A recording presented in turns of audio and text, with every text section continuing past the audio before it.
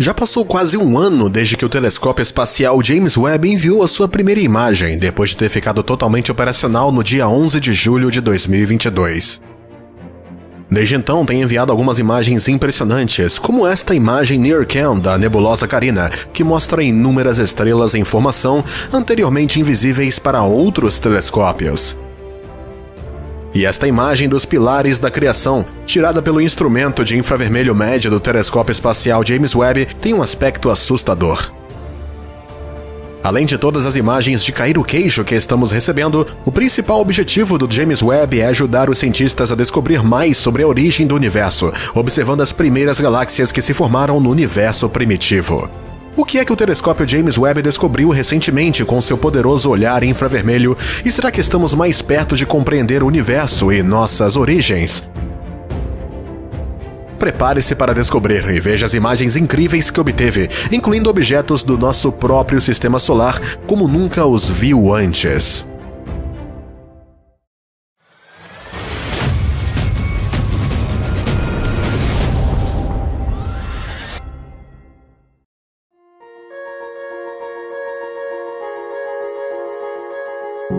O principal objetivo do telescópio James Webb é recuar no tempo e tentar descobrir as primeiras galáxias que se formaram após o Big Bang.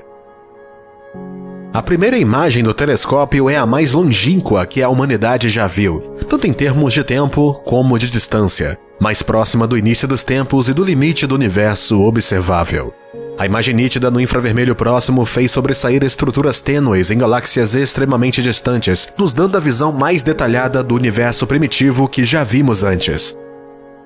A especialidade do Webb é a obtenção de imagens em luz infravermelha. À medida que a luz viaja cada vez mais longe, se estica para uma porção infravermelha do espectro visível, a porção que os humanos não veem a olho nu. A esta luz chama-se desvio para vermelho, e astrônomos medem o quanto a luz se esticou, o que indica a idade do objeto de onde a luz provém. Um desvio para o vermelho mais elevado significa que a luz percorreu uma distância maior, e menos elevado significa que o objeto está mais próximo. O observatório James Webb pode ver atrás no tempo, até 13,5 bilhões de anos atrás. Os astrônomos determinaram que o universo tem cerca de 13,7 bilhões de anos. Dito isto, o telescópio espacial pode não ser capaz de captar tudo desde o momento após o Big Bang, mas está muito perto. Pouco depois do telescópio ter ficado operacional e ter começado a enviar imagens, os astrônomos detectaram algo completamente inesperado. 6 galáxias maciças que existiram entre 500 e 700 milhões de anos após o Big Bang. O mais surpreendente é que os objetos são muito mais maciços do que se esperava. Os investigadores esperavam encontrar galáxias pequenas e jovens nesta altura após o Big Bang. Mas a verdadeira surpresa é que as galáxias encontradas pelos astrônomos são tão desenvolvidas e maduras como a nossa Via Láctea. Estas galáxias são tão maciças que são incompatíveis com 99% dos modelos que representam as primeiras galáxias do universo. A grande questão é como que estas galáxias cresceram tanto e tão rapidamente após o Big Bang. Ninguém tem a certeza e os investigadores ainda estão tentando descobrir. Esta descoberta cria de fato problemas para a ciência e põe em causa todo o quadro da formação das primeiras galáxias. Mas o telescópio James Webb encontrou muito mais do que apenas galáxias antigas, algo que é assustadoramente sinistro.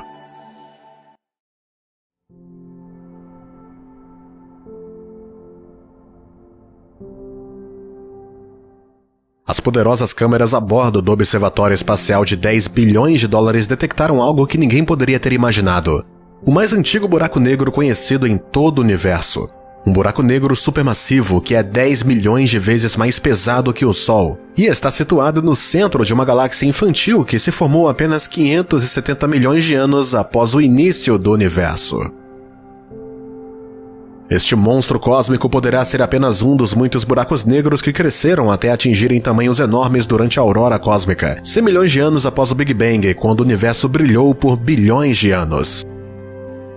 É o primeiro que foi descoberto no espectro de desvio para o vermelho que o telescópio Webb consegue ver, mas os investigadores dizem que deve haver muitos desses buracos negros gigantes à espreita. Uma vez que a luz viaja a uma velocidade fixa através do vácuo do espaço, quanto mais fundo os astrônomos olham para o universo, mais distante é a luz que interceptam, e portanto mais longe no tempo vem.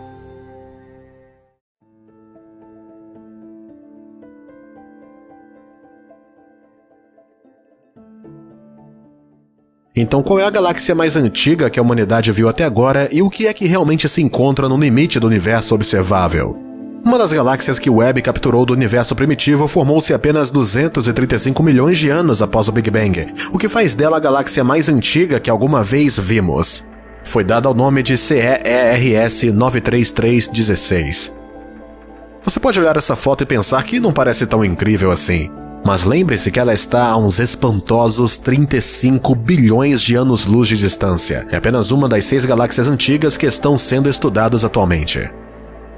O telescópio Webb também vem capturando imagens de galáxias mais próximas. Esta é uma das primeiras imagens do quinteto de Stephan, divulgadas pela NASA a partir do James Webb. Na imagem podem-se ver 5 galáxias. 4 delas estão puxando e esticando-se umas às outras numa dança gravitacional cósmica. Se olharmos para a mesma imagem do telescópio Hubble, reparamos que há muito menos estrelas e galáxias visíveis em comparação com a imagem do James Webb. O telescópio também capturou galáxias deformadas no espaço profundo. O observatório foi apontado para um aglomerado de galáxias que se encontra a cerca de 6,3 bilhões de anos-luz de distância. Este aglomerado tem tanto peso estelar e planetário que literalmente deforma o espaço, e a área deformada distorce e amplia objetos maciços à distância. Os astrônomos chamam isso de lente gravitacional, e o James Webb capturou um excelente exemplo deste efeito. Recentemente, o James Webb capturou outra coisa incrível. Esta imagem mostra um enorme objeto semelhante a uma estrela com um núcleo branco brilhante e 6 pontas de cor laranja.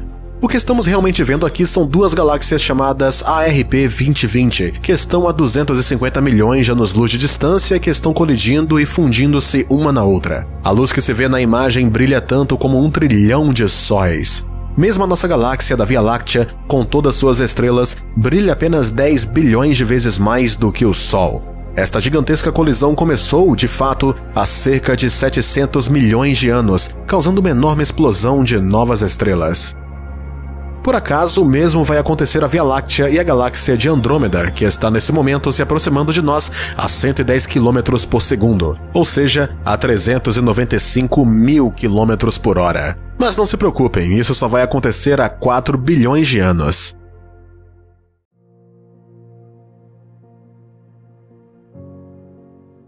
E já que estamos falando dos nossos vizinhos, o James Webb capturou algumas imagens incríveis de objetos do nosso próprio sistema solar. Em agosto de 2022, o James Webb fixou seu olhar infravermelho no planeta Júpiter, e o que enviou foi uma imagem fantasmagórica do gigante gasoso em infravermelhos. O telescópio Hubble capturou algumas imagens belas de Júpiter, mas o telescópio Webb mostra detalhes que o Hubble não consegue ver, e até pode ver um anel tênue à volta do planeta, com as auroras norte e sul brilhando intensamente. Para mostrar o seu incrível poder de imagem, o telescópio espacial voltou seu olhar para o sistema solar exterior com sua câmera de infravermelho próxima e capturou o planeta gigante gelado, Netuno, como nunca antes visto. O que surpreendeu a todos foram os anéis de poeira à volta do planeta. Mas não é tudo. Depois da imagem de Netuno, divulgada em 2022, o telescópio James Webb capturou aquela que poderá ser a imagem mais nítida de Urano já tirada. Na imagem ampliada é possível ver 11 dos 13 anéis conhecidos à volta do planeta e também o polo norte do planeta. Para aqueles que não conhecem Urano, o gigante gelado situa-se a 2,9 bilhões de quilômetros do Sol e ele é único no sentido que orbita de lado num ângulo de 90 graus em relação ao plano da sua órbita. A imagem mostra sua sensibilidade e capacidade de capturar até os anéis mais tênues à volta dos planetas. A imagem original é igualmente espantosa e é possível ver várias estrelas ao fundo por trás do planeta. Mas não é só de imagens incrivelmente belas que o James Webb é capaz. Aquele enorme espelho e os instrumentos precisos também foram desenvolvidos para procurar atmosferas em planetas distantes. Se tem dito que, se descobrirmos outro planeta com vida ou algum tipo de civilização, a forma mais fácil seria olhar para a atmosfera de um planeta. O primeiro alvo a testar os instrumentos foi um planeta que já falamos muito no canal. O gigante gasoso quente inchado chamado WASP-96b, que é um dos 5.000 exoplanetas confirmados localizados na galáxia da Via Láctea. Situado a cerca de 1.150 anos-luz de distância na constelação de Fênix, tem uma massa inferior à metade da de Júpiter e um diâmetro de 1,2 vezes superior. Orbita extremamente perto da sua estrela, a apenas 1/9 da distância entre Mercúrio e o Sol, e tem uma temperatura de superfície de 537 graus Celsius. Esta imagem pode não ser tão incrível como as cósmicas, mas é muito interessante porque mostra em que consiste a atmosfera do WASP-B. A forma como o observatório faz isso é medindo a curva de luz que atravessa a atmosfera do planeta a partir da sua estrela hospedeira. O espectro de transmissão mostrou a assinatura inequívoca de água, indicações de neblina e evidência de nuvens que se pensava não existirem no planeta quente com base em observações anteriores. O telescópio Webb não encontrou sinais de biologia, mas a água é um ingrediente-chave para a vida. Por isso, tudo é possível. Ainda mais recente, o telescópio James Webb encontrou um planeta com 99% do tamanho da Terra que orbita uma pequena estrela vermelha. Chamado de LHS 475b, situa-se a cerca de 40 anos-luz de distância de nós. Agora que o James Webb está encontrando mais planetas, combinado com a capacidade de verificar a atmosfera desses planetas, alguns investigadores pensam que estamos mais perto do que nunca de encontrar vida ou até mesmo outra civilização num planeta distante.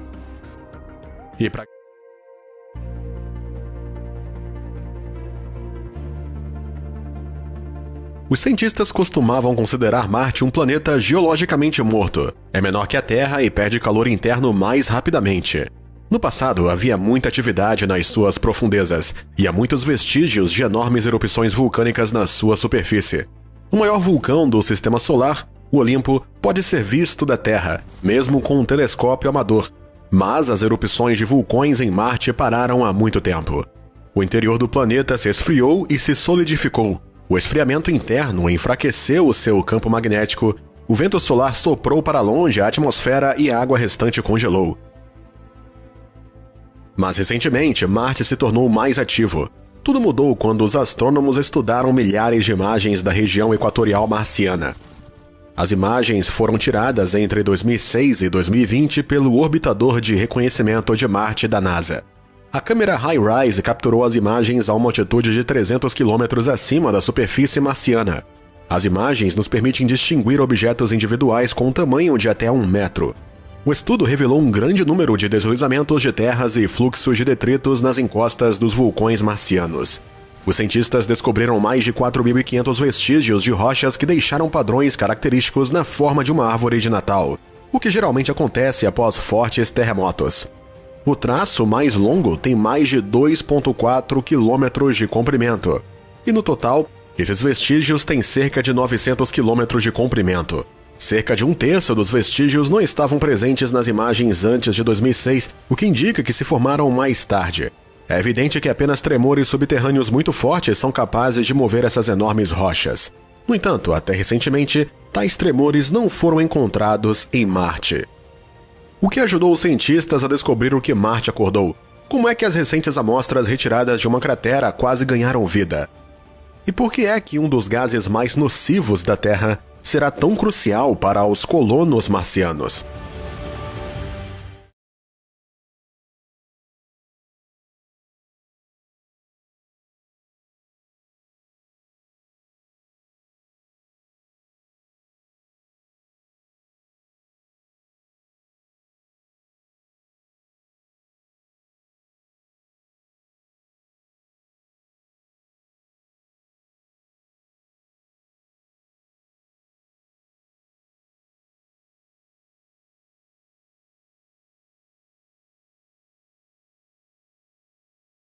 .2 pontos de magnitude foi registrado em agosto de 2021.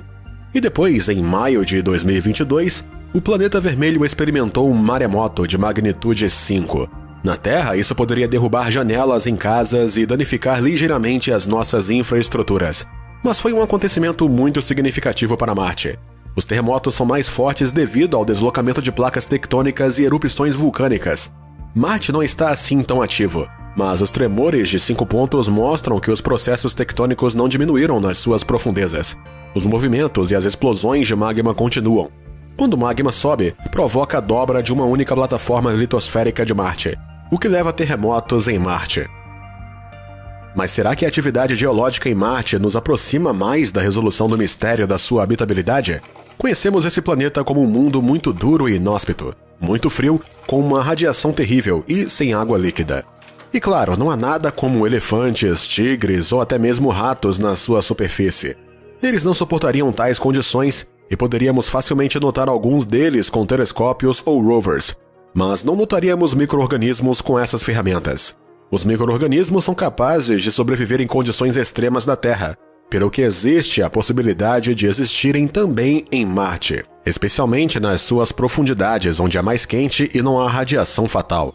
Além disso, a descoberta de lagos subterrâneos em Marte é uma descoberta emocionante, pois sugere a possibilidade de água líquida, que é um ingrediente importante para a vida tal como a conhecemos.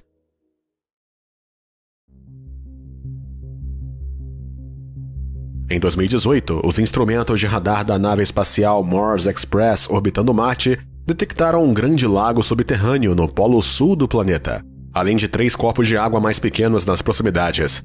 Os lagos abrangem uma área de mais de 75 mil quilômetros quadrados. Esta região está localizada no Plenum Australis, uma grande planície coberta de gelo. Em 2022, instrumentos no orbital ExoMars mostraram que também existem reservas gigantescas de água congelada ou líquida nos desfiladeiros de Valles Marineris. Estão escondidos dentro de um sistema de canyons que corre ao longo do equador do planeta. A água nos desfiladeiros cobre uma área do tamanho dos Países Baixos. Está localizada muito perto da superfície do planeta, dentro dos 3 pés superiores do solo. Na Terra, se verificou que lagos subglaciares semelhantes na Antártida contêm micróbios, peixes e outros organismos. Esse poderia também ser o caso em Marte. Uma pequena quantidade de calor é retida sob a superfície de Marte a partir do interior do planeta, mas pode não ser o suficiente para derreter o gelo. Isso significa que os lagos podem ser congelados devido a uma alta concentração de sal. Se for 20 ou mais vezes mais salgado do que os oceanos da Terra, mesmo os micro-organismos não sobreviveriam. Para compreender isso, os cientistas estão tentando determinar a composição da água nos lagos subterrâneos. Estão também à procura de sinais de vida em corpos de água superficiais secas. Uma vez, muitos lagos e rios correram em Marte. O planeta era mais quente e tinha uma atmosfera. Muitos organismos diferentes poderiam ter vivido em tais corpos de água, mas, até há pouco tempo, não encontramos quaisquer vestígios.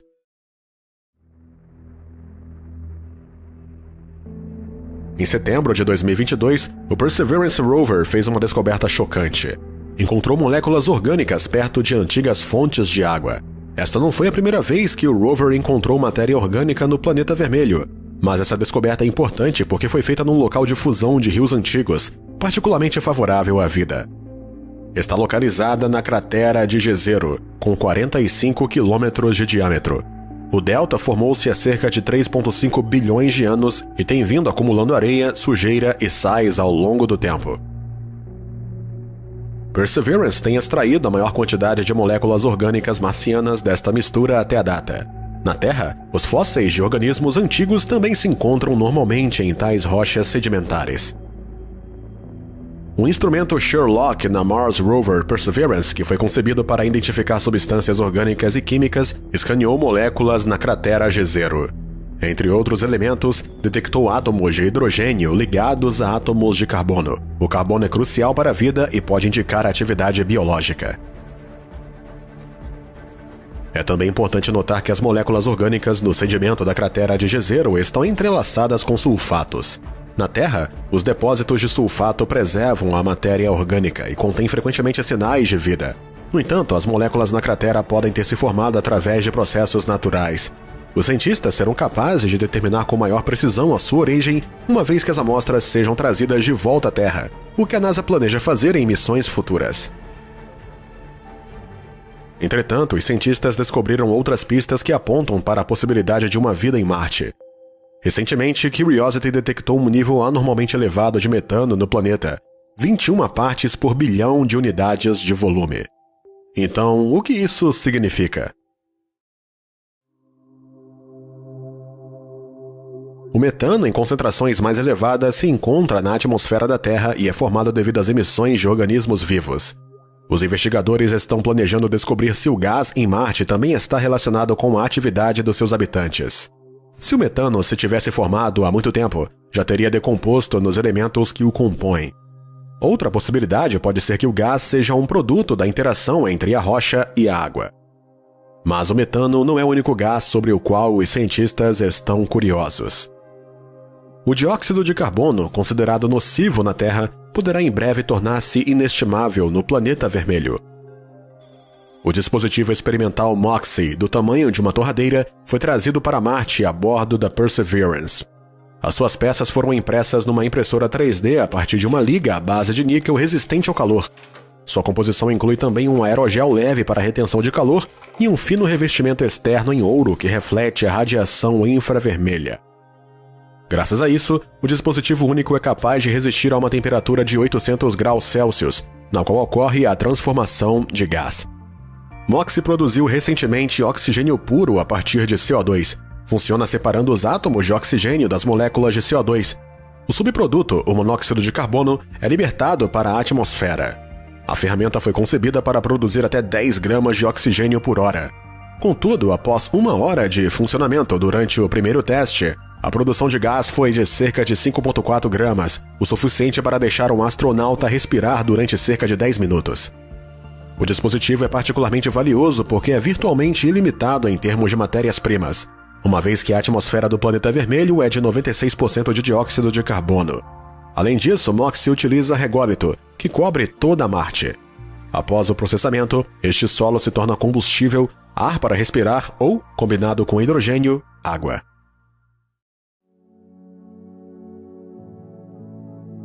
A NASA e o CEO do SpaceX, Elon Musk, seguem de perto as descobertas dos cientistas em Marte. O chefe da SpaceX se prepara ativamente para voos e promete que veremos as primeiras imagens de astronautas em Marte em 2029. 14 motores das naves espaciais da nave Starship já foram testados. Entretanto, a NASA também escolheu a nave estelar como o primeiro módulo de aterragem tripulado para a Lua. Se tudo ocorrer como planejado, os astronautas aterrarão na superfície lunar em 2025 ou 2027, como parte da missão Artemis 3. Então, até 2040, a NASA planeja enviar uma nave espacial tripulada para Marte e a Lua se tornará uma base para reabastecimento. Mas após o voo, os colonos ainda terão de se instalar em condições extremamente difíceis em Marte, e é aí que as novas descobertas dos cientistas virão a calhar. Muito provavelmente, como dizem os especialistas, a primeira tripulação vai aterrissar perto do equador do planeta. O desfiladeiro com água líquida nos vales marineres será o local perfeito para aterrissar. A água é necessária para beber, cultivar e sustentar as necessidades domésticas. Os colonos também vão necessitar de oxigênio, uma vez que o ar em Marte é composto por uma mistura tóxica de dióxido de carbono, azoto e argão. E a MOXIE está cada vez mais perto de resolver este problema. Além disso, Elon Musk planeja reabastecer os foguetes diretamente em Marte para a viagem de regresso à Terra. Para isso, pretende construir uma fábrica no planeta vermelho para produzir metano e oxigênio líquido a partir de gelo de água e dióxido de carbono atmosférico. Se os investigadores encontrarem micro-organismos nos lagos subglaciais, será também um passo em frente para a colonização do planeta. Os micro-organismos locais serão perfeitamente adaptados às duras condições de Marte. Ao estudá-los, será mais fácil encontrar formas de proteção contra a variedade de perigos climáticos do planeta vermelho. Você acha que já... Para tornar a procura de vida além do nosso planeta mais sistemática e focalizada, os cientistas desenvolveram uma métrica conhecida como Índice de Semelhança da Terra, que mede a semelhança de um planeta ou a Lua com a Terra com base em parâmetros como temperatura, pressão atmosférica e habitabilidade. Varia de 0.0 a 1.0, e se está entre 0.8 e 1.0, indica que um planeta é semelhante à Terra em todos os aspectos.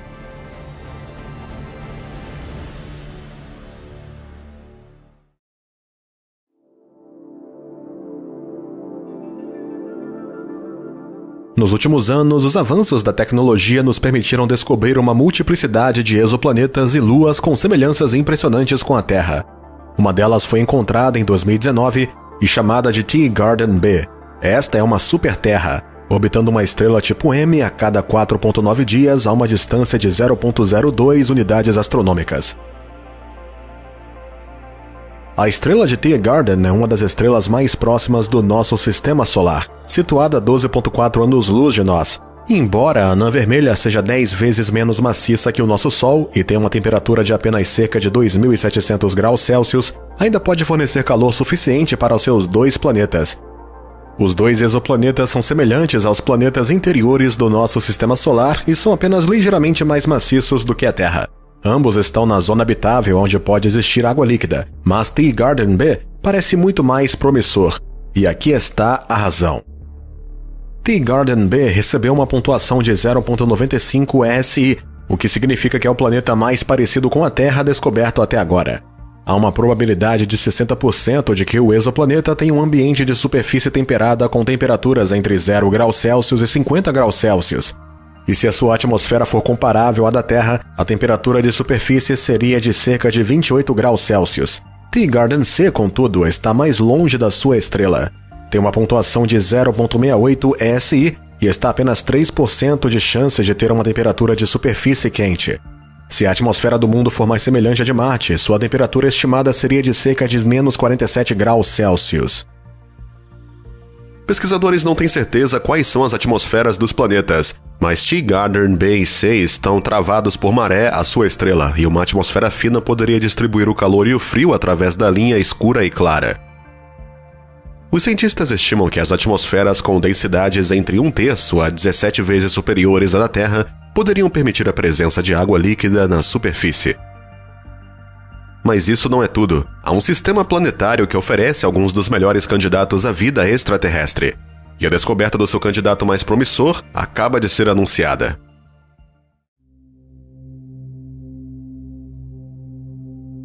O sistema planetário TOI 700 é conhecido por ter pelo menos 4 planetas, 2 dos quais se encontram na zona habitável da estrela. Os mais promissores são o TOI 700E e TOI 700D, ambos rochosos e com massas semelhantes à Terra. TOI 700E tem um período orbital de 28 dias e é 95% do tamanho da Terra, enquanto o TOI 700D tem um período orbital de 37 dias e é 105% do tamanho da Terra.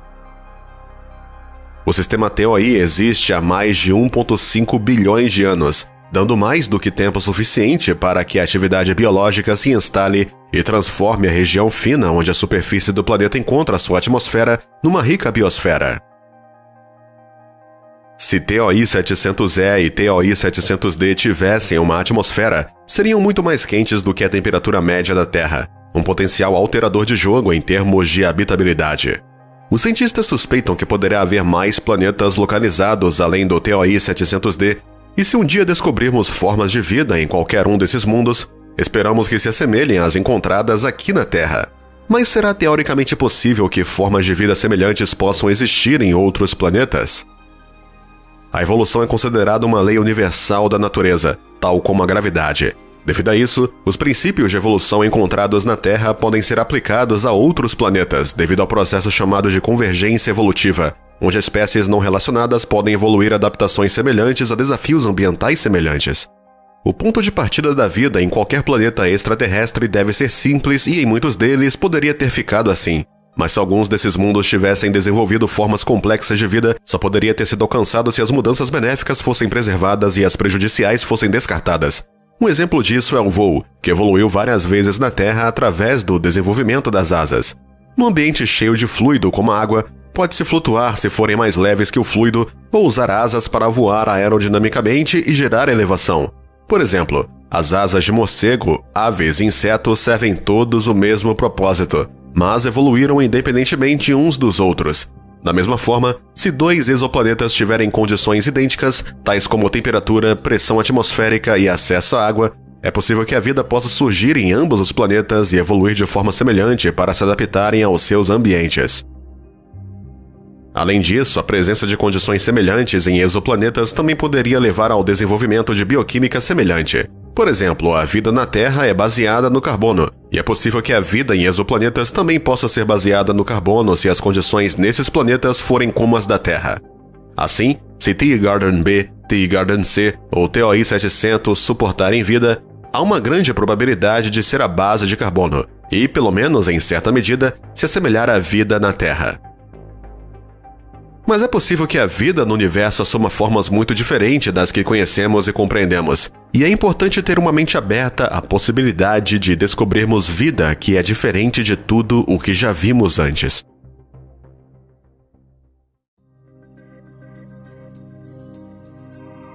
Até mesmo aqui no nosso planeta, extremófilos, organismos que são capazes de sobreviver e prosperar em condições extremamente duras que seriam letais para outras formas de vida. Elas podem servir de exemplos ou modelos para potenciais formas de vida invulgares que possam existir em outros planetas distantes. Até agora, a procura de vida extraterrestre tem se concentrado principalmente em planetas semelhantes à Terra, mas por que não mudar a nossa perspectiva e procurar uma forma de vida que não conhecemos? Talvez o mundo com formas de vida diferentes possa ter um conjunto distinto e diversificado de características planetárias que o diferenciam de outros planetas mais convencionais. Estas características podem ser necessárias para a sobrevivência dos extremófilos, tais como temperaturas extremas, altos níveis de radiação ou alta pressão atmosférica. Há apenas alguns anos, os astrônomos descobriram uma nova classe de exoplaneta conhecida como planeta Haitian. Esses planetas são muito diferentes da Terra, mas podem ser capazes de suportar vida. Esses planetas são quentes, cobertos de oceano, com atmosferas ricas em hidrogênio, permitindo uma zona habitável maior em comparação com a Terra. Os cientistas acreditam que a descoberta poderia levar à possibilidade de encontrar sinais de vida fora do nosso sistema solar dentro dos próximos anos. Os planetas oceânicos podem ser até 2,6 vezes maiores do que a Terra e ter temperaturas atmosféricas que atingem quase 200 graus, mas as condições oceânicas podem suportar vida microbiana semelhante às dos oceanos da Terra. Esses planetas também têm ambientes diferentes, tais como mundos Haitian escuros com condições potencialmente habitáveis apenas nos seus lados noturnos e mundos Haitian frios que recebem pouca radiação das suas estrelas. A pressão superficial em tal planeta seria semelhante ao fundo do oceano na Terra, onde a vida ainda existe. Isso sugere que a vida poderia eventualmente prosperar sob uma atmosfera pesada no mundo Haitian. O que é interessante, os biomarcadores são mais fáceis de detectar nas atmosferas de tais planetas devido ao seu maior tamanho e temperaturas mais elevadas, em comparação com os dois exoplanetas rochosos. Além disso, uma parte significativa da população conhecida de exoplanetas, que se aproxima de 5.300, são planetas que satisfazem os critérios para serem chamados de Haitian.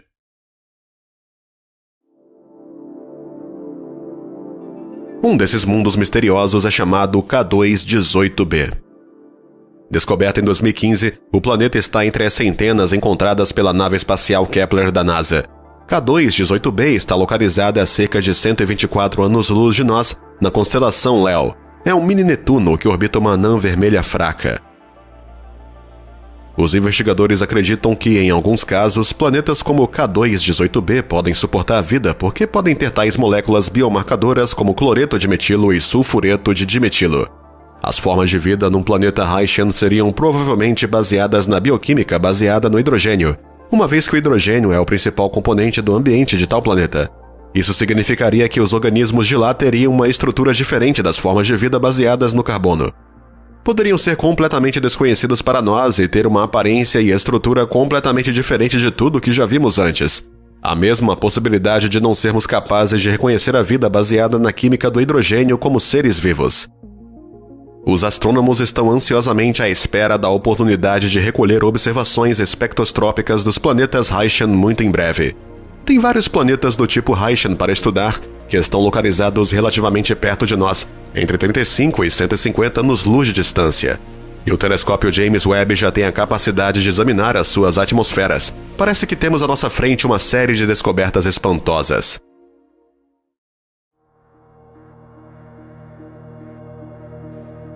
Mas vamos expandir ainda mais o nosso ponto de vista. Como podemos determinar que a Terra é o ambiente ideal para a vida?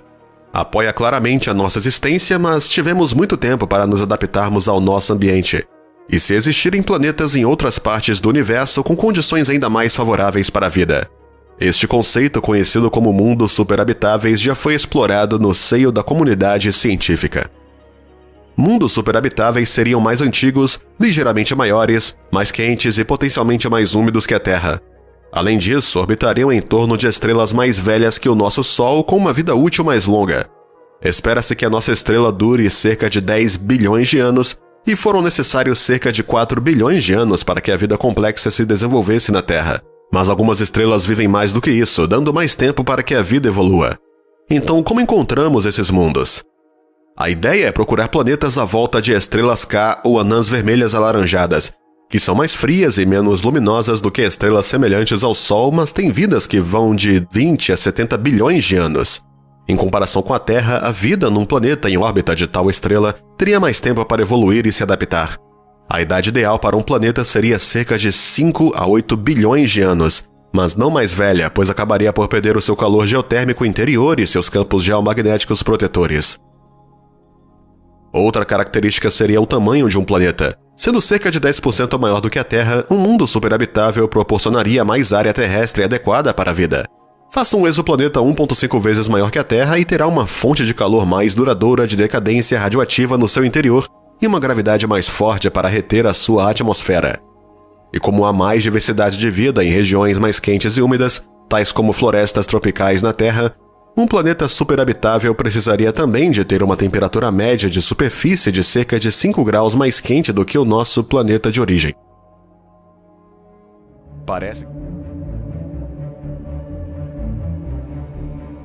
Existem diferentes teorias sobre a origem da vida na Terra, sendo uma delas a de que o ponto de partida não foi aqui, e as recentes descobertas têm dado pistas tentadoras para apoiar essa teoria.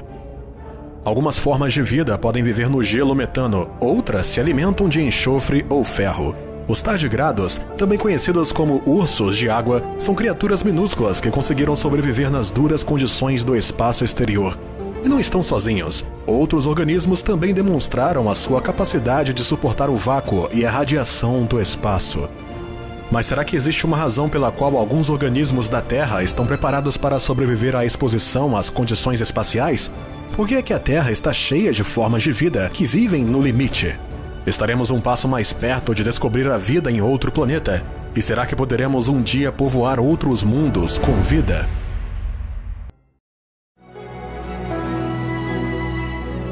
A origem da vida na Terra é um mistério que tem intrigado os cientistas durante séculos. A teoria dominante é que a vida começou há cerca de 4 bilhões de anos sob a forma de organismos simples e unicelulares que acabaram por evoluir para o conjunto diversificado de formas de vida que conhecemos hoje. Embora os cientistas ainda não tenham determinado exatamente a origem da vida na Terra, existem teorias que têm sido propostas. Uma delas é que a vida começou através da biogênese, o processo pelo qual a vida surge da matéria não viva. De acordo com esta teoria, as condições no início da Terra eram favoráveis à formação de compostos orgânicos simples, o que acabou por levar à formação de moléculas mais complexas e à emergência da vida. Outra ideia é que a vida foi trazida à Terra por cometas ou meteoritos contendo os blocos de construção da vida. A emergência da vida na Terra é uma ocorrência rara, dado que as probabilidades de ela aparecer no nosso planeta são incrivelmente reduzidas. A zona habitável da água líquida é relativamente estreita, e na Terra situa-se entre aproximadamente 0 e 100 graus Celsius, sendo a zona doce cerca de 15 a 30 graus Celsius, onde a água é líquida na maior parte do tempo. Acrescente a presença dos elementos certos e uma série de outros fatores a esta equação e as chances não parecem boas, mas apesar disso, a vida na Terra não só apareceu como prosperou. Então, se a vida no nosso planeta não é um erro, mas sim um fenômeno sistemático, por que não poderia também ter surgido em outros mundos? Será que o universo está repleto de vida e nós simplesmente ainda não a encontramos? Só agora começamos a perceber quão versátil a vida pode ser.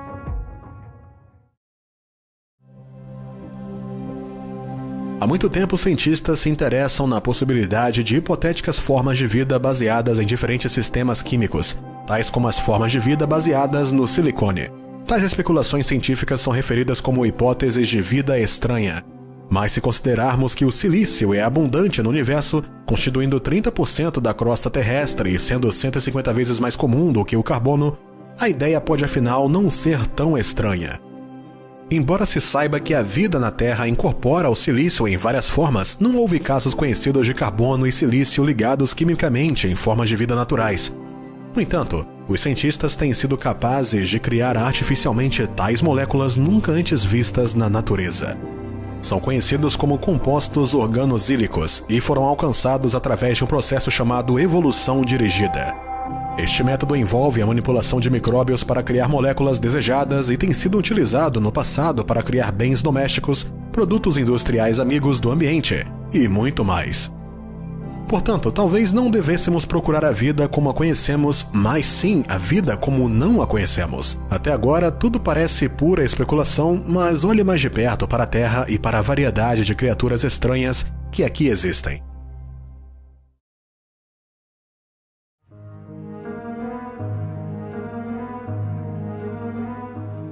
Os vermes de gelo do metano são criaturas planas e rosadas de 2,5 a 5 centímetros que vivem numa placa de gelo metano localizada no fundo do mar, perto da costa do México.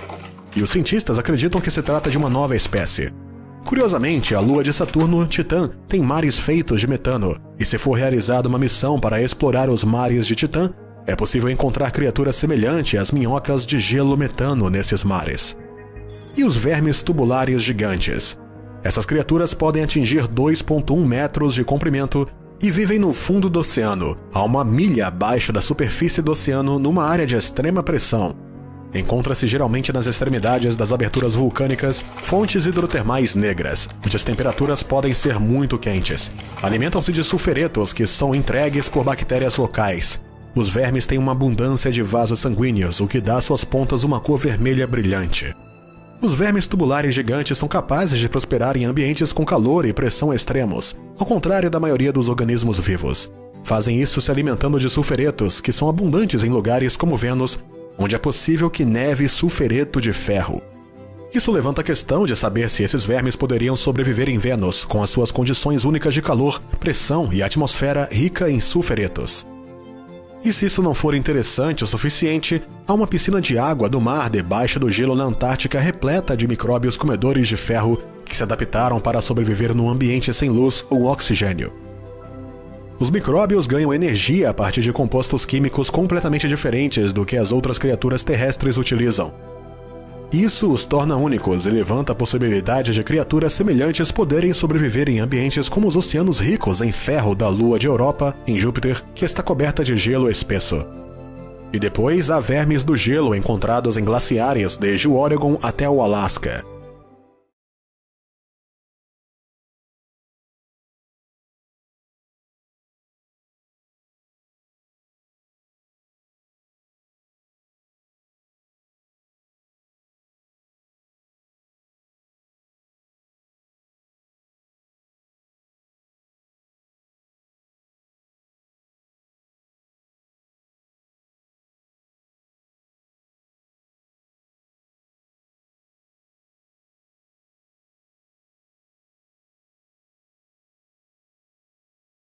De algas e outros materiais orgânicos encontrados nos glaciares e se acredita que se enterram dentro do gelo e da neve para isolamento durante o inverno.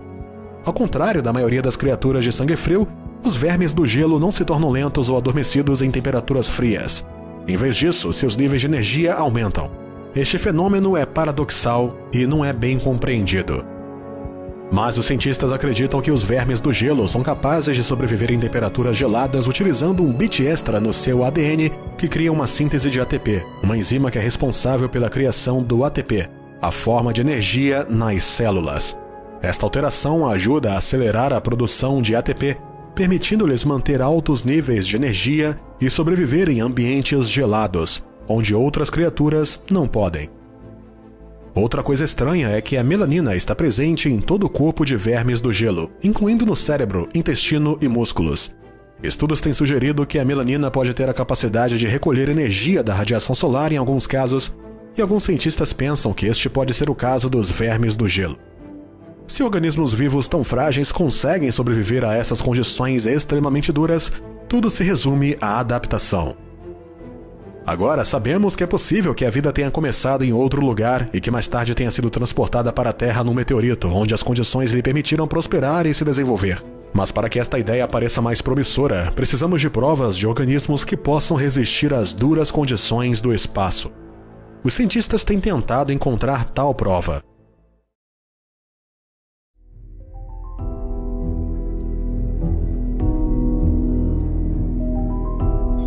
O Centro Aeroespacial Alemão conduziu uma experiência chamada Biomax, expondo organismos como bactérias, algas, líquens e fungos a condições semelhantes às de Marte, a bordo da Estação Espacial Internacional. Os organismos foram cultivados em simuladores de solo marciano e depois expostos nas instalações da Expose R2, no exterior da Estação Espacial. O objetivo era ver se a vida poderia sobreviver em condições semelhantes às de Marte. Os organismos colocados na instalação Expose R2 fora da estação espacial durante os 18 meses mostraram uma resistência impressionante à radiação e regressaram à Terra como sobreviventes do espaço. Isso significa que os organismos e biomoléculas poderiam potencialmente sobreviver em Marte. E esses não são os únicos seres vivos que sobreviveram no espaço exterior. Os ursos aquáticos, também conhecidos como tardigrados, são animais pequenos, segmentados que podem viver numa vasta gama de temperaturas e podem sobreviver sem água por até 10 anos. São também altamente resistentes à radiação. Podem tipicamente ser encontrados em lagos, gotículas de água no solo e em plantas úmidas. A maior espécie de urso d'água tem aproximadamente 1 milímetro de comprimento. Os ursos aquáticos têm a capacidade de entrar num estado de animação suspensa chamado TUN, durante o qual podem sobreviver a temperaturas extremas e ao vácuo do espaço. Isso foi descoberto quando alguns deles foram enviados numa missão espacial em 2008. Com a análise do genoma do tardigrado, os cientistas podem desvendar os segredos da sua superpotência, levando à possibilidade de adaptar esta característica para longas viagens espaciais. Mas o mais importante, a capacidade dos tardígrados de sobreviver no vácuo também sugere que outros organismos podem ter capacidades semelhantes para se deslocarem através do espaço. Os cientistas conseguiram utilizar a sua compreensão dos elementos e componentes básicos necessários à vida para criar hipóteses testáveis através da experimentação na Terra. Também descobrimos criaturas com propriedades corporais invulgares e uma extraordinária capacidade de sobrevivência em condições extremamente difíceis. Assim, mesmo que a vida não se encontre em parte alguma do universo, com a nossa tecnologia, curiosidade e experiências, talvez um dia sejamos capazes de cultivar novas formas de vida e povoar outros planetas com elas. A natureza e a evolução fará então o resto. É possível que nossa missão no espaço seja dar à luz novas formas de vida e dar-lhes o seu primeiro impulso significativo. No entanto, é importante considerar as implicações éticas e práticas de povoar outros mundos com organismos vivos. Mas será que o nosso planeta é o único que consegue ter vida? Ou existem outros corpos celestes semelhantes no universo que podem dar origem a formas de vida? Se estiver interessado em aprofundar neste tema, deixe um comentário e teremos todo o prazer em continuar a discussão. Quase todo mundo tem medo de coisas rastejantes como aranhas e milípedes. Mas embora as centopeias e os milípedes nos deem arrepios, eles são relativamente inofensivos, além de assustadores. O gigante extinto, o Arthropleura millipede, media 2,6 metros de comprimento e era uma visão realmente assustadora. No entanto, era vegetariano e era cego e, provavelmente, só incomodaria se o espetasse com um pau. Ou que tal a libélula do tamanho da águia, a extinta Meganeura? Pode ser assustadora para alguns devido ao seu tamanho enorme, mas teria sido inofensiva, a menos que fosse um mosquito pré-histórico. Mas isso não significa que não houvesse criaturas aterrorizantes e perigosas do passado da Terra e algumas que deveríamos estar contentes por estarem extintas. Os jacarés de hoje podem ser um problema para os seres humanos, mas apenas se atrapalharem no seu caminho quando tem fome. Mas e se o crocodilo Deinosuchus não tivesse sido extinto? Bom, talvez teríamos algo muito mais assustador para tratar hoje. Conhecido também como o rei dos crocodilianos, o Deinosuchus está mais intimamente relacionado com jacarés modernos e percorreu o planeta há cerca de 82 a 73 milhões de anos.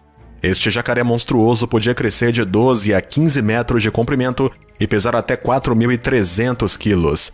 Tinha um grande crânio de forma única, com 40 a 44 dentes na boca. Todos os dentes na boca do Deinosuchus eram muito fortes, com dentes curtos e achatados na parte de trás para esmagar osso e dentes afiados de 8 polegadas de comprimento na parte da frente para cortar a carne. Na sua maior parte, seus dentes foram construídos para se agarrar à sua presa. Crocodilos modernos são registrados como tendo a mordida mais forte de qualquer animal vivo. Compare o tamanho do terrível crocodilo Deinosuchus com os dos jacarés modernos, e esta abominação teria uma força de mordida de até 102.700 newtons. Essa força é ainda maior que a do poderoso Tyrannosaurus Rex, com sua atual estimativa de mordida sendo de 57.000 newtons. Qualquer coisa pega nas mandíbulas de um Deinosuchus teria dificuldade em escapar. Mas também, os jacarés modernos têm um movimento especial que provavelmente herdaram de um Deinosuchus chamado Rolo da Morte, em que depois de ter apertado as suas mandíbulas à sua presa, utilizaria um movimento de torção de corpo inteiro para imobilizar e desmembrar a sua presa. Até porque os jacarés não podem mastigar. Mas havia muitas outras coisas assustadoras na água durante os tempos pré-históricos. Para aqueles que gostam de nadar ou mergulhar, ficarão satisfeitos por o Dunkleosteus estar agora extinto. O enorme tamanho do carnívoro seria suficiente para te assustar. Crescia até quase 9 metros de comprimento e pesava perto de 4 toneladas de crescimento total.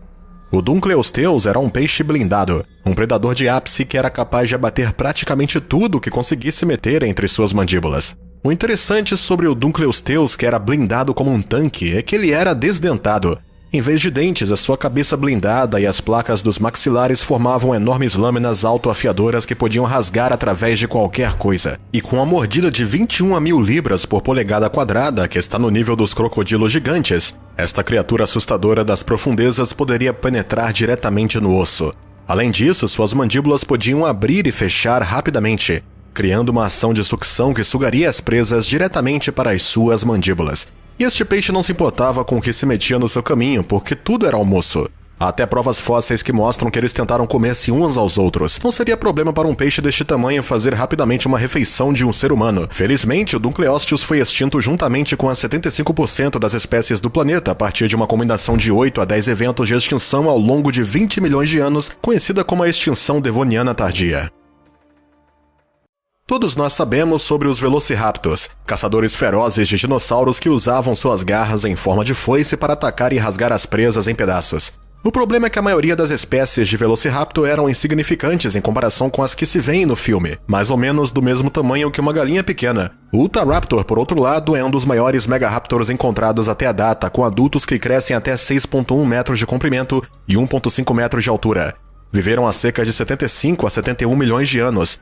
Os Velociraptors eram rápidos, e as estimativas mostram que podiam correr até 40 km por hora. Ou seja, se os humanos existissem naquela época, teria sido quase impossível correr mais do que um, a menos que fosse o Usain Bolt. Mas suas garras curvas, que eram como navalhas dobradas, tinham 24 centímetros de comprimento.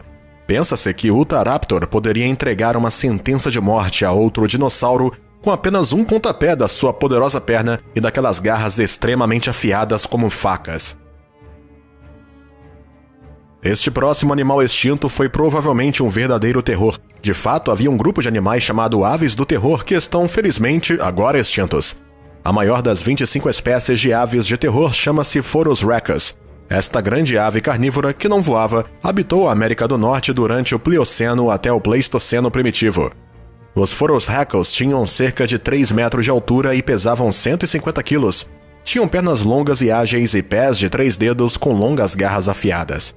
Tinha um bico grande que era enganchado na ponta, muito semelhante a uma águia dos nossos dias, e era uma arma letal formidável que podia usar para perfurar a cabeça da sua presa. Bastava 1 ou 2 golpes para que esta ave abatesse a sua presa. Em tempo se pensou que esta ave e os primeiros humanos poderiam ter se encontrado, mas os Phorusrhacus foram extintos há mais de 2 milhões de anos. Mas apesar disso, é agora um fato que os primeiros humanos têm sido presas de outras grandes aves pré-históricas. O gigante extinto Haast Seagull era um superpredador na Nova Zelândia. Um adulto em tamanho total poderia pesar até 15 quilos e tinha uma envergadura de asa de até 3 metros. Tinha garras de 5 a 6 centímetros de comprimento e um bico do tipo abutre com 130 milímetros. Era uma das máquinas de matar perfeitas da natureza. A águia de Haast caçou outra ave sem voo muito mais pesada, chamada moa, até que os colonos humanos chegaram e caçaram a moa até a extinção. Com a competição pela comida, acredita-se que algumas águias destas caçavam adultos e crianças humanas mais pequenas. Há provas de que os primeiros seres humanos foram presas de aves gigantes. Um crânio hominídeo de 2 milhões de anos, pertencente à famosa criança Tong, foi cuidadosamente estudado e descobriu-se que tinha marcas de perfuração no fundo das órbitas dos olhos das crianças de 3 anos. Esta antiga pré-humana foi provavelmente atacada e pega por uma grande ave de rapina, talvez uma águia africana, e então levada para o seu ninho onde foi comida. As enormes aves de rapina que atacam os humanos não é algo de novo. De fato, há cerca de 10 anos atrás, uma águia grande tentou agarrar um bebê num parque. Se tivesse sido do tamanho de uma águia de Rast, a ave poderia ter escapado com sua presa. A maioria não gosta de cobras, mas a maioria delas são inofensivas, a não ser que sejam venenosas ou que sejam um constritor grande para te comer. Infelizmente, a alimentação ocasional de um ser humano por uma cobra ainda acontece. Pitons e anacondas em selvas remotas e florestas tropicais podem ficar enormes, mas nenhuma dessas pitões ou anacondas pode ficar tão grande quanto o Titanoboa, uma enorme cobra de tamanho superior que viveu há cerca de 58 a 60 milhões de anos.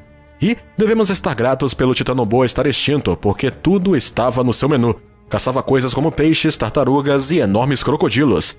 As medições fósseis mostram que esta enorme cobra podia crescer até 13 metros de comprimento, e usando como guia a relação de peso das pitões modernas, se estima que ela pesava cerca de 1,3 toneladas. Alguns cientistas não sabem por que a serpente era tão grande, mas alguns pensam que é porque a temperatura era 10 graus mais alta do que hoje e foi provavelmente a mudança climática que provocou o seu desaparecimento. Sejamos honestos, todos devemos estar contentes pelo Tiranossauro Rex estar agora extinto. Foram os filmes do Jurassic Park que nos deram a melhor ideia de como seria estar de frente com um desses monstros. Totalmente crescido, ele poderia ter até 12 metros de comprimento e 3 metros de altura. Poderia pesar até 5.000 a 7.000 quilos e suas poderosas patas traseiras poderiam impulsionar o monstro que come carne até 32 km por hora a curtas distâncias. O T-Rex tinha cerca de 60 dentes, e um dente dele media 30 centímetros de comprimento, e sua força de mordida é um dos mais fortes de todos os animais conhecidos. Mas há algo de novo que foi descoberto sobre o T-Rex. Sempre soubemos que este dinossauro tinha um grande cérebro, mas ninguém estava realmente seguro de quão inteligente era o lagarto tirano. Até agora, as estimativas agora colocam o T-Rex em linha com a capacidade cerebral dos babuínos. Agora imaginem só, um terror comedor de carne que poderia superar os vossos planos de fuga. Ainda bem que esse e outros dinossauros se extinguiram, porque humanos e dinossauros não se misturam. Os leões e tigres já são assustadores o suficiente, mas se o Smilodon ainda estivesse por perto, haveria outro grande gato para os humanos enfrentarem.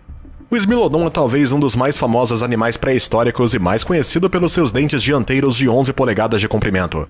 Totalmente desenvolvidos, pesavam cerca de 160 a 280 quilos e mediam 1,8 metros e cerca de 1 metro de altura no ombro. O problema é que ninguém tem a certeza de como este gato grande usou aquelas presas ridiculamente longas, porque o Smilodon tem uma mordida fraca em comparação com os leões dos tempos modernos. Contudo, é uma ideia que provavelmente tinham músculos do pescoço incrivelmente fortes e podiam afundar seus longos dentes de sabre na carne da presa. E para que conste, os dentes de sabre e os primeiros humanos talvez se encontraram frequentemente desde que o grande gato foi extinto há cerca de 10.000 anos atrás. Veja esta invenção chamada de máquina de movimento perpétuo, e veja como funciona. Você já viu ela antes e acha que há algo de errado com o que você está vendo? Ou você acha que está funcionando normalmente? Agora dê uma olhada sob a base desta pequena invenção. Isso te faz se sentir melhor? Ou será que fomos enganados a pensar que essa invenção funciona de verdade e essa bola de aço continuaria em seu ciclo para sempre? Bom, há uma razão pela qual há uma bateria e um eletroímã escondido embaixo deste dispositivo, porque sem ele seria impossível que a bola de aço continuasse nesse loop eterno, porque quebraria a primeira e a segunda lei da termodinâmica. Ela não é uma máquina de movimento perpétuo, e há muito mais exemplos como este. Mas será possível que um dia uma máquina de movimento perpétuo se torne verdade? Antes de chegarmos às invenções realmente interessantes, é importante compreender as leis que uma máquina de movimento perpétuo quebraria. Uma máquina de movimento perpétuo, em teoria, seria um dispositivo que poderia continuar a funcionar infinitamente sem qualquer perda de energia, o que significa que funcionaria com 100% ou maior da eficiência. Dito isso, a primeira lei da termodinâmica, ou lei da conservação da energia, afirma que a energia não pode ser criada ou destruída, mas apenas transferida para outra coisa. Um bom exemplo disso é o pêndulo de Newton, que muitos de nós já vimos antes. Mostra a conservação do momento e a conservação da energia com o impacto e o balanço das esferas de aço suspensas por arame ou cordas. O oscilar e clicar continuamente disso é prova da lei de conservação da energia de Newton, que afirma que a energia não pode ser criada ou destruída. Ela simplesmente muda de forma. E é por isso que não é uma máquina de movimento perpétuo, porque as bolas de aço perdem energia para muitas coisas. para o ar com a fricção enquanto se movem através dele e também criam energia sonora quando colidem umas com as outras e perdem energia para aquecer em caso de colisão, embora nesse exemplo seja muito minúsculo. Isso nos leva à segunda lei da termodinâmica, que afirma que o calor se move sempre de objetos mais quentes para objetos mais frios. A menos, é claro, que a energia seja fornecida para inverter a direção do fluxo de calor. Cada um desses fatores faz com que as esferas percam energia e, como resultado, elas irão lentamente perdendo energia e até eventualmente parar. Para que exista uma verdadeira máquina de movimento perpétuo, a energia teria que permanecer dentro da máquina ou ser um dispositivo fechado. Um dispositivo que funciona inteiramente sem qualquer fricção, qualquer fonte externa e teria de existir num vácuo para que não houvesse pressão atmosférica sobre quaisquer partes móveis. Se isso parece impossível, é porque de fato é. No entanto, há algumas invenções por aí que vamos analisar, que são uma das tentativas mais impressionantes de construção de uma máquina de movimento perpétuo. O relógio Beverly é uma dessas invenções. Fica dentro do Departamento de Física da Universidade de Otago, na Nova Zelândia. O relógio foi inventado por um homem com o nome de Arthur Beverly. Aos 14 anos, Arthur se tornou um relojoeiro aprendiz, era um fabricante de lentes muito hábil e fez um conjunto de lentes de microscópio para a Universidade de Aberdeen. Mudou-se para a Nova Zelândia, onde abriu o seu próprio negócio de relojoaria em 1858. Foi lá que começou a trabalhar na sua invenção e, 6 anos depois de abrir o seu negócio, completou seu trabalho num relógio maravilhoso e muito diferente. Uma vez concluída a sua invenção, ele deu corda no relógio em 1864. Essa é a única vez que foi dada corda para iniciar ele, e tem estado funcionando desde então. Até hoje é uma das experiências científicas mais longas do mundo. Então, como é possível que um relógio mecânico possa funcionar continuamente durante 158 anos sem que alguém desse corda nele mais uma vez? Bom, essa afirmação não é totalmente exata. Embora o relógio ainda esteja funcionando, houve momentos em que ele parou. Apesar do fato do relógio poder teoricamente funcionar para sempre sem ter que levar corda de novo, ele depende de uma fonte externa de energia. E não há pilhas escondidas no caso. O relógio funciona sob pressão atmosférica graças a uma caixa hermética no seu interior que se expande e contrai devido às mudanças normais de temperatura que ocorrem ao longo do dia. As mudanças de temperatura criam pressão num diafragma que levanta um peso de 450 gramas. Quando a temperatura diminui, o peso desce e então o relógio recebe energia. Com uma variação de temperatura de apenas 6 graus, que é necessário para levantar o peso de apenas 1 polegada, então o relógio levará a corda. Mas às vezes isso não acontece e o relógio simplesmente para. Quando a temperatura muda, o relógio começa a funcionar de novo, sem levar corda manualmente. Claro que o lado negativo disso é que o relógio terá perdido tempo, e então a sua hora terá que ser manualmente corrigida novamente. Não é um verdadeiro sistema fechado e, portanto, não é uma verdadeira máquina de movimento perpétuo. É, contudo, um exemplo mais próximo de um que temos. Ainda assim, o relógio Beverly é um desenho brilhante para o tempo e o primeiro relógio atmosférico de sempre no mundo. Mas funciona com menos de 100% de eficiência, o que faz com que não seja uma máquina de movimento perpétuo. Também vale a pena mencionar que um dispositivo como esse não funcionaria no vácuo do espaço e precisaria de gravidade para funcionar. Se pensou que o relógio de Beverly era uma invenção espantosa, então esta próxima tentativa de uma máquina de movimento perpétuo vai te surpreender. Se chama o sino elétrico de Oxford, ou também chamado como The Clarendon Dry Pal, devido a um monte de pilhas secas que são utilizadas para alimentar o dispositivo. Pilhas secas são pilhas antigas que utilizam discos alternativos de prata, zinco e revestidas com enxofre, que geram baixas correntes de eletricidade. A invenção consiste em 2 sinos de latão que estão cada um posicionado por baixo de 2 desses tipos de pilhas secas que estão cobertas de enxofre fundido e que se parecem muito com castiçais dentro de um invólucro de vidro. Entre os 2 sinos se encontra uma esfera de metal ou campainha que está suspensa entre os 2 sinos de latão. Cada campainha, ligada a uma pilha seca, produz uma minúscula carga eletroestática que repele o pequeno bandalo, enviando-o rapidamente para trás e para frente entre os 2 sinos. Foi inventada por volta de 1825 pelos fabricantes de instrumentos londrinos Watkins e Hill. Mas aqui está a coisa mais impressionante sobre esta invenção. Foi exibido pela primeira vez em 1840 e o sino tem tocado desde então, ou seja, 182 anos até hoje. Alguns dizem que ele foi tocado no minuto em que foi construído, 15 anos antes da sua data de exibição. E algumas estimativas afirmam que o sino tocou mais de 10 bilhões de vezes e que ainda hoje toca. Além desse fato muito surpreendente, o sino tem outro mistério e ninguém sabe exatamente do que são feitas as pilhas secas, ou por que elas duraram tanto tempo. Sabemos que são revestidas de enxofre, mas o que está dentro é um segredo, e não se esperava que durassem muito tempo. De fato, 1 ano após o sino ter sido instalado no laboratório Clenderon da Universidade de Oxford, Watkins e Hill escreveram numa carta que a energia elétrica residual para manter os sinos tocando raramente dura mais do que 3 ou 4 anos. Temos a certeza de que, se ainda hoje estivessem por perto, teriam orgulho em saber que o seu sino ainda está tocando, até porque as baterias são bem melhores que os celulares de hoje. Os investigadores estão agora à espera de que a campainha pare de tocar para que possam abrir as baterias e descobrir exatamente como foram construídas, isso é, se a campainha alguma vez parar de tocar. Uma invenção incrível, mas é uma máquina de movimento perpétuo? Pode-se dizer que é outra invenção próxima, mas não exatamente aquilo. É porque as pilhas vão acabar morrendo algum dia, ou o sino irá quebrar primeiro.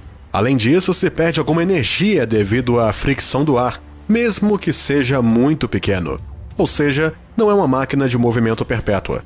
Falamos um pouco sobre a fricção do ar com o pêndulo do Newton, e pode-se ver como a fricção do ar vai acabar parando o sino de Oxford, fazendo com que ambos funcionem com menos de 100% de eficiência. Que tal então uma invenção que esteja num vácuo, parcial ou completo? Bom, uma invenção como essa já existe. É chamado de radiômetro Crookes, ou moinho ligeiro, e foi inventado pelo químico e físico britânico Sir William Crookes. Um radiômetro é um dispositivo que mede a quantidade de radiação que atinge um objeto. Dentro da lâmpada parcialmente selada a vácuo está um conjunto de 4 palhetas equilibradas num único polo que tem livre movimento. Cada palheta tem um lado refletor branco e um lado negro. Quando a lâmpada de vidro é exposta à luz, as palhetas começam a rodar. Quanto mais luz for acesa na lâmpada de vidro, mais rapidamente as palhetas no interior vão girar. Seria de se pensar que a luz está de fato exercendo pressão sobre o lado refletor e fazendo ela se mover.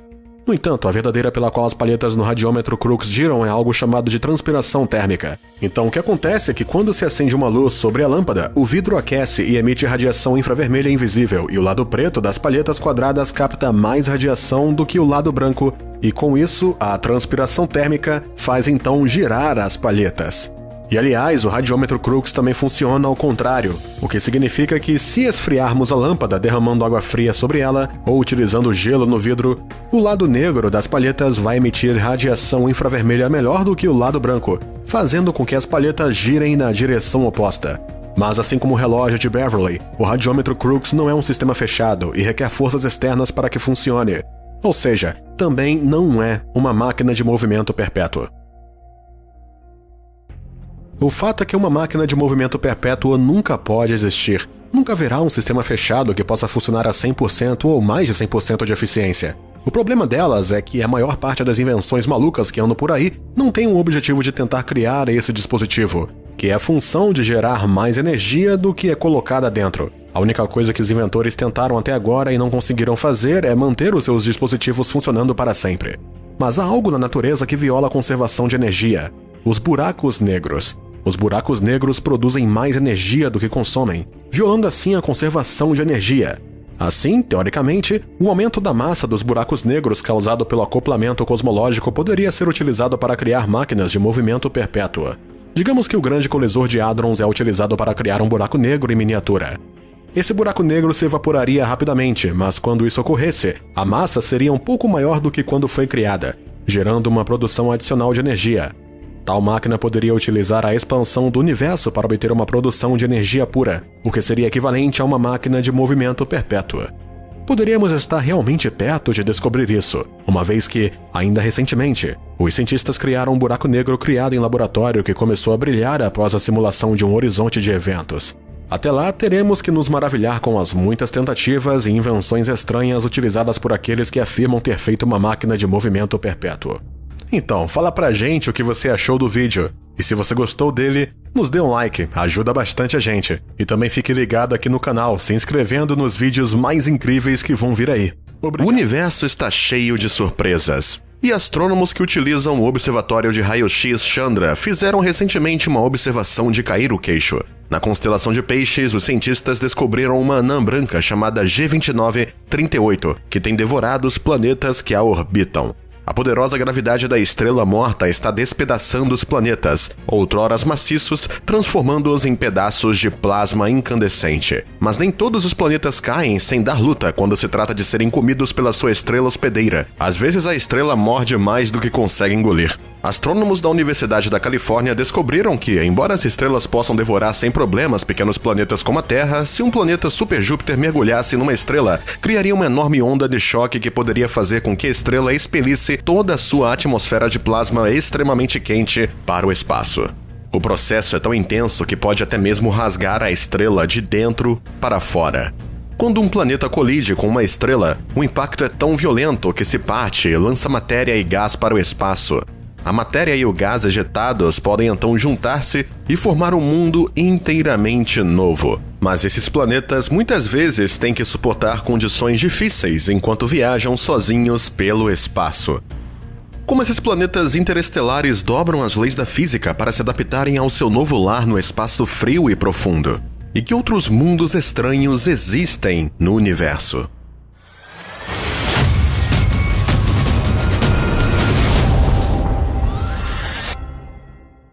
Planetas interestelares que foram ejetados das suas órbitas originais e que agora vagueiam pelo espaço são um grande mistério para cientistas. De acordo com estimativas, existem bilhões deles só na Via Láctea. Astrofísicos descobriram que os planetas de sistemas estelares jovens, onde protoplanetas competem por material de construção, têm mais chances de se tornarem planetas interestelares. Nesses sistemas, os planetas colidem uns com os outros ou aproximam-se muito em órbita, fazendo com que um planeta maior empurre um menor para o espaço. Mas até mesmo os planetas mais antigos não estão imunes a serem lançados à deriva. Uma estrela que passa um buraco negro pode perturbar o delicado equilíbrio de um sistema planetário estabelecido, ejetando um ou mais planetas das suas órbitas. Um planeta exilado aguarda um destino terrível. Uma vez fora do seu sistema estelar, a sua superfície se esfria até a temperatura do espaço exterior. Se ele tiver oceanos de água líquida, se transforma em gelo. Um planeta assim não teria estações nem ciclo de dia e noite. Mas o professor Manasvi Lingan, do Instituto de Tecnologia da Flórida,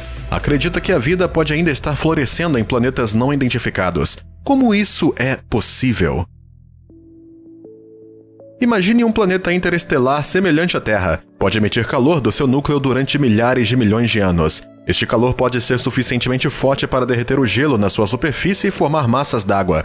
Na Terra, já observamos esse fenômeno. Os cientistas descobriram lagos e rios de água líquida sob o gelo da Antártida, onde vivem micróbios, moluscos e peixes estranhos. Formas de vida semelhantes podem existir sob o gelo de planetas interestelares. E se esse planeta tivesse uma densa atmosfera de hidrogênio, poderia até existir vida na sua superfície. Se esse planeta interestelar conseguir manter a sua atmosfera, impedirá que o calor proveniente do núcleo se escape para o espaço aberto.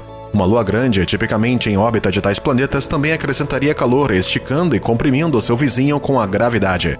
A ideia da existência de tais planetas é apenas uma hipótese, mas usando o Extrasolar Object Interceptors, a NASA pode em breve verificar se eles existem. Os interceptores de objetos extrasolares são sondas compactas de radioisótopos e propulsão elétrica. Se um planeta ou outro corpo celeste estranho acabar no nosso sistema solar, os interceptores vão viajar até ele, recolher amostras e voltar à Terra. As naves espaciais com esta tecnologia podem até mesmo alcançar um objeto extrasolar e regressar ao nosso planeta com tais amostras em um prazo de 10 anos. Mas os planetas interestelares não são os únicos que intrigam cientistas. Localizado na constelação de Virgem, a 2.300 anos-luz de distância de nós, está o PSR B1257-12, também conhecido como Poltergeist. O planeta é, desde muito tempo, uma fonte de mistério e intriga para astrônomos. Sua existência é particularmente desconcertante porque orbita um pulsar, que se forma quando uma estrela maciça colapsa numa explosão violenta, deixando poucas hipóteses de sobrevivência para os planetas que orbitam. No entanto, contra todas as chances, Poltergeist não só sobreviveu, como permaneceu intacto e ileso. Os astrônomos descobriram que o planeta é constituído por detritos espaciais. Após a explosão de uma supernova, uma multidão de pedaços de corpos celestes despedaçados foram atirados para o espaço e, com o tempo, formaram o Poltergeist. Segundo os cientistas, o planeta deverá ter uma superfície rochosa sólida. O campo magnético da sua estrela é uma das mais poderosas fontes de radiação de micro-ondas, e Poltergeist está constantemente sujeito à radiação ionizante. Tais condições são mortais para todos os seres vivos, mas não neste planeta. Estudos recentes sugerem que uma atmosfera densa e extensa poderia tornar Poltergeist habitável, uma vez que protegeria o planeta dos nocivos raios-X e raios gama. No entanto, os níveis de radiação no planeta ainda são muito mais elevados que os da Terra, o que limitaria sua habitabilidade apenas a organismos simples e não a formas de vida mais complexas. Por exemplo, na Terra, uma bactéria resistente chamada de Deinococcus radiodurans demonstrou a capacidade de sobreviver em níveis de radiação 500 vezes superiores aos que os humanos conseguem suportar. Assim, é possível que organismos semelhantes possam também sobreviver em Poltergeist. O enorme exoplaneta Beta Pictoris b, situado a 63 anos-luz da Terra, é outro mundo único. Há muito tempo que se escondia dos cientistas na densa camada de gás e poeira que rodeia sua jovem estrela. A estrela Beta Pictoris tem apenas 20 milhões de anos. Em 2022, os astrônomos descobriram 30 exocometas no sistema da estrela, muito semelhantes em tamanho aos cometas do nosso sistema solar. Depois de anos espreitando através de um véu de poeira espessa, os cientistas viram finalmente a verdadeira face de Beta Pictoris b. Durante 4 anos, cientistas seguiram o movimento do planeta em torno da estrela usando o Very Large Telescope, e, recentemente, estas imagens espantosas foram divulgadas. Beta Pictoris b, um planeta supergigante, tem um raio 1,65 vezes e uma massa cerca de 11 vezes superior à de Júpiter. A sua rotação é rápida, completando uma volta sobre seu eixo em apenas 8,1 horas, mais rápida do que a do gigante gasoso do Sistema Solar, que demora 10 horas. Mas o principal mistério do planeta continua por resolver. Beta Pictoris b está localizado a uma distância de 10 unidades astronômicas da sua estrela, aproximadamente a mesma distância que Saturno está do Sol. No entanto, de acordo com cálculos dos astrônomos, o gigante gasoso tem uma temperatura de 1451 graus Celsius, o que não deveria ser possível a essa distância da sua estrela. Uma possibilidade é que o calor esteja sendo retido devido à enorme massa do planeta e sua densa cobertura de poeira. Uma hipótese que ainda não foi confirmada. No reino dos gigantes gasosos maciços, há mais um corpo celeste que reina supremo sobre Júpiter.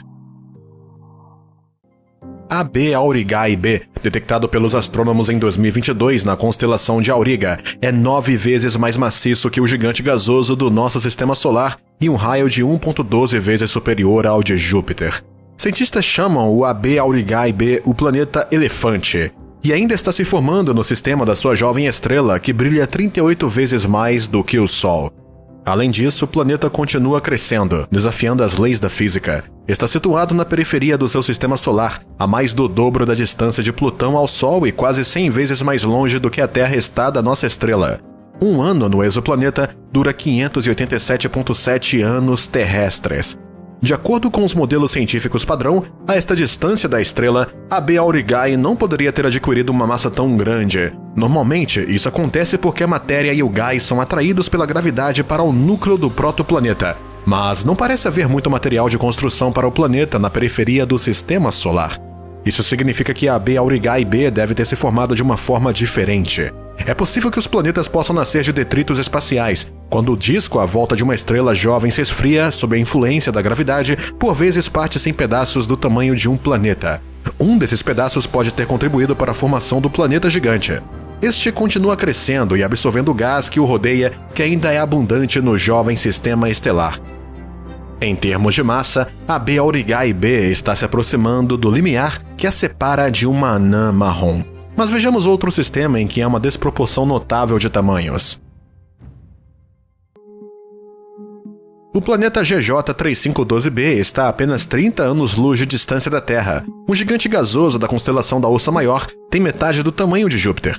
Gira em torno de uma anã vermelha quase 5 vezes menor que o Sol e brilha 50 vezes menos. A massa da anã vermelha GJ 3512 não é mais do que 270 vezes a massa do planeta, enquanto o Sol é cerca de 1050 vezes mais maciço do que Júpiter. A descoberta de um gigante gasoso como o GJ 3512b girando em torno de uma pequena estrela desafia as crenças convencionais sobre a formação de planetas. Se pensava anteriormente que apenas planetas do tamanho da Terra ou superterras mais maciças podiam existir em tais sistemas, e que os gigantes gasosos não se podiam formar em torno de estrelas pequenas devido à falta de gás e poeira nos seus discos. No entanto, essa teoria pode ter sido por conta da dificuldade de detectar tais planetas na luz fraca das suas estrelas progenitoras. Se acredita que esses gigantes se formam a partir de detritos nos discos estelares, mas a escassez de material no disco de uma estrela pequena torna a presença de um gigante gasoso como o GJ3512b ainda mais surpreendente. Os cientistas esperam desvendar os mistérios desses mundos, principalmente com a ajuda do telescópio espacial James Webb e da missão espacial europeia Ariel. Ariel será iniciada em 2029 com o objetivo de estudar exoplanetas. Veja esta invenção chamada de máquina de movimento perpétuo e veja como funciona. Você já viu ela antes e acha que há algo de errado com o que você está vendo? Ou você acha que está funcionando normalmente? Agora dê uma olhada sob a base desta pequena invenção. Isso te faz se sentir melhor? Ou será que fomos enganados a pensar que essa invenção funciona de verdade e essa bola de aço continuaria em seu ciclo para sempre? Bom, há uma razão pela qual há uma bateria e um eletroímã escondido embaixo deste dispositivo, porque sem ele seria impossível que a bola de aço continuasse nesse loop eterno, porque quebraria a primeira e a segunda lei da termodinâmica. Ela não é uma máquina de movimento perpétuo, e há muito mais exemplos como este. Mas será possível que um dia uma máquina de movimento perpétuo se torne verdade? Antes de chegarmos às invenções realmente interessantes, é importante compreender as leis que uma máquina de movimento perpétuo quebraria. Uma máquina de movimento perpétuo, em teoria, seria um dispositivo que poderia continuar a funcionar infinitamente sem qualquer perda de energia, o que significa que funcionaria com 100% ou maior da eficiência. Dito isso, a primeira lei da termodinâmica, ou lei da conservação da energia, afirma que a energia não pode ser criada ou destruída, mas apenas transferida para outra coisa. Um bom exemplo disso é o pêndulo de Newton, que muitos de nós já vimos antes. Mostra a conservação do momento e a conservação da energia com o impacto e o balanço das esferas de aço suspensas por arame ou cordas. O oscilar e clicar continuamente disso é prova da lei de conservação da energia de Newton, que afirma que a energia não pode ser criada ou destruída. Ela simplesmente muda de forma. E é por isso que não é uma máquina de movimento perpétuo, porque as bolas de aço perdem energia para muitas coisas. Para o ar com a fricção enquanto se movem através dele e também criam energia sonora quando colidem umas com as outras e perdem energia para aquecer em caso de colisão, embora nesse exemplo seja muito minúsculo. Isso nos leva à segunda lei da termodinâmica, que afirma que o calor se move sempre de objetos mais quentes para objetos mais frios. A menos, é claro, que a energia seja fornecida para inverter a direção do fluxo de calor. Cada um desses fatores faz com que as esferas percam energia e, como resultado, elas irão lentamente perdendo energia e até eventualmente parar. Para que exista uma verdadeira máquina de movimento perpétuo, a energia teria que permanecer dentro da máquina ou ser um dispositivo fechado. Um dispositivo que funciona inteiramente sem qualquer fricção, qualquer fonte externa e teria de existir num vácuo para que não houvesse pressão atmosférica sobre quaisquer partes móveis. Se isso parece impossível, é porque de fato é. No entanto, há algumas invenções por aí que vamos analisar, que são uma das tentativas mais impressionantes de construção de uma máquina de movimento perpétuo. O relógio Beverly é uma dessas invenções. Fica dentro do Departamento de Física da Universidade de Otago, na Nova Zelândia. O relógio foi inventado por um homem com o nome de Arthur Beverly. Aos 14 anos, Arthur se tornou um relojoeiro aprendiz, era um fabricante de lentes muito hábil e fez um conjunto de lentes de microscópio para a Universidade de Aberdeen. Mudou-se para a Nova Zelândia, onde abriu o seu próprio negócio de relojoaria em 1858. Foi lá que começou a trabalhar na sua invenção e, 6 anos depois de abrir o seu negócio, completou seu trabalho num relógio maravilhoso e muito diferente. Uma vez concluída a sua invenção, ele deu corda no relógio em 1864. Essa é a única vez que foi dada corda para iniciar ele, e tem estado funcionando desde então. Até hoje é uma das experiências científicas mais longas do mundo. Então, como é possível que um relógio mecânico possa funcionar continuamente durante 158 anos sem que alguém desse corda nele mais uma vez? Bom, essa afirmação não é totalmente exata. Embora o relógio ainda esteja funcionando, houve momentos em que ele parou. Apesar do fato do relógio poder teoricamente funcionar para sempre sem ter que levar corda de novo, ele depende de uma fonte externa de energia. E não há pilhas escondidas no caso. O relógio funciona sob pressão atmosférica graças a uma caixa hermética no seu interior que se expande e contrai devido às mudanças normais de temperatura que ocorrem ao longo do dia. As mudanças de temperatura criam pressão num diafragma que levanta um peso de 450 gramas. Quando a temperatura diminui, o peso desce e então o relógio recebe energia. Com uma variação de temperatura de apenas 6 graus, que é necessário para levantar o peso de apenas 1 polegada, então o relógio levará a corda. Mas às vezes isso não acontece e o relógio simplesmente para. Quando a temperatura muda, o relógio começa a funcionar de novo, sem levar corda manualmente. Claro que o lado negativo disso é que o relógio terá perdido tempo, e então a sua hora terá que ser manualmente corrigida novamente. Não é um verdadeiro sistema fechado e, portanto, não é uma verdadeira máquina de movimento perpétuo. É, contudo, um exemplo mais próximo de um que temos. Ainda assim, o relógio Beverly é um desenho brilhante para o tempo e o primeiro relógio atmosférico de sempre no mundo. Mas funciona com menos de 100% de eficiência, o que faz com que não seja uma máquina de movimento perpétuo. Também vale a pena mencionar que um dispositivo como esse não funcionaria no vácuo do espaço e precisaria de gravidade para funcionar. Se pensou que o relógio de Beverly era uma invenção espantosa, então esta próxima tentativa de uma máquina de movimento perpétuo vai te surpreender. Se chama o sino elétrico de Oxford, ou também chamado como The Clarendon Dry Pal, devido a um monte de pilhas secas que são utilizadas para alimentar o dispositivo. Pilhas secas são pilhas antigas que utilizam discos alternativos de prata, zinco e revestidas com enxofre, que geram baixas correntes de eletricidade. A invenção consiste em 2 sinos de latão que estão cada um posicionado por baixo de 2 desses tipos de pilhas secas que estão cobertas de enxofre fundido e que se parecem muito com castiçais dentro de um invólucro de vidro.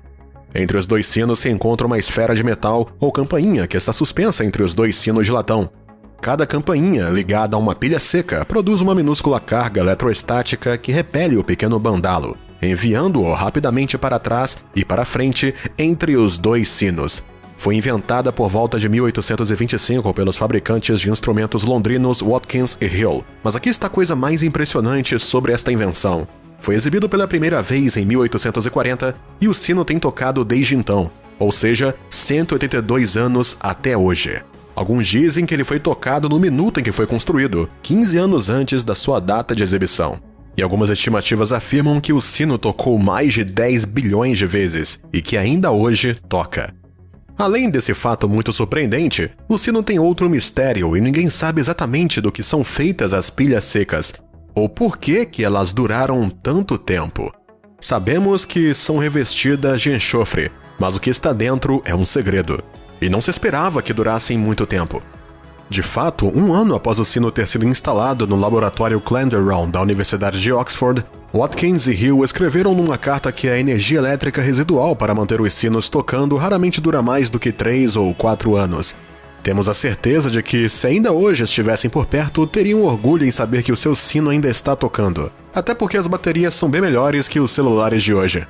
Os investigadores estão agora à espera de que a campainha pare de tocar para que possam abrir as baterias e descobrir exatamente como foram construídas, isso é, se a campainha alguma vez parar de tocar. Uma invenção incrível, mas é uma máquina de movimento perpétuo? Pode-se dizer que é outra invenção próxima, mas não exatamente aquilo. É porque as pilhas vão acabar morrendo algum dia, ou o sino irá quebrar primeiro.